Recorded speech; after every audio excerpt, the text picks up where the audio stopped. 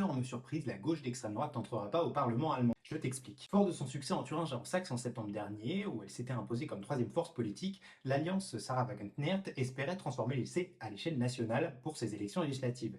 Mais avec 4,97% des voix, elle échoue à 13 400 votes près à entrer au Bundestag. Cette défaite elle est d'autant plus marquante que 2 ans plus tôt, en 2023, Sarah Wagenknecht avait fait exploser son parti Die Linke en annonçant la création de son propre parti, le BSW, mélangeant donc une ligne dure sur l'immigration et des positions économiques de gauche. Cette alliance avait enregistré une percée impressionnante dans les sondages, notamment ex-RDA, tandis que Die Linke s'effondrait à près de 2% des voix. Mais début 2025, les courbes se sont croisées et Die Linke a réussi son retour en force en dépassant le BSW dans les sondages en atteignant finalement 8,8% des voix contre moins de 5% pour Wagenknecht. Alors l'échec du BSW il s'explique par plusieurs facteurs. D'abord une base électorale qui est trop limitée à l'Est, un discours pro-russe et anti-immigration qui a bien fonctionné en ex-RDA mais qui n'a jamais vraiment réussi à percer à l'Ouest où se trouvent pourtant 80% des électeurs allemands.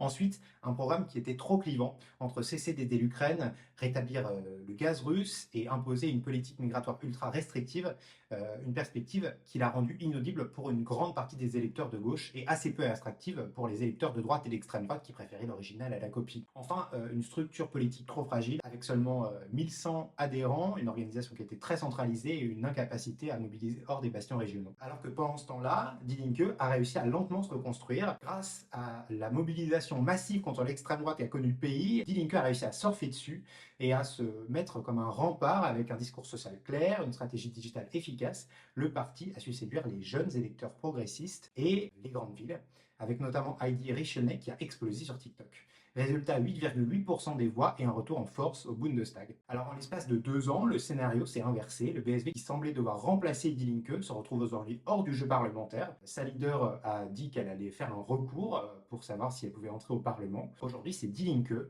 qui représente la force d'opposition contre l'extrême droite en Allemagne.